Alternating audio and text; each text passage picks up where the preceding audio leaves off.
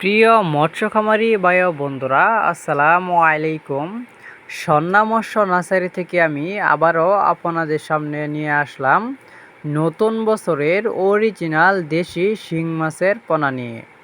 তো ভিউয়ার্স, আজকে আমরা আলোচনা করব যে অরিজিনাল দেশি শিং মাছের পোনা কিভাবে পুকুরে অথবা বায়োফ্লোকে চাষ করতে হয়।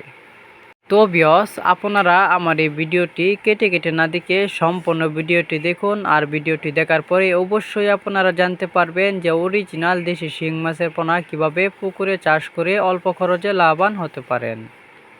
তো ভিউয়ার্স, আপনারা এখন আমার হাতে যে মাছগুলো দেখতে পাচ্ছেন, এটা হলো 2000 লাইনের, অর্থাৎ 1 কেজিতে মাছ ধরবে 2000 পিস।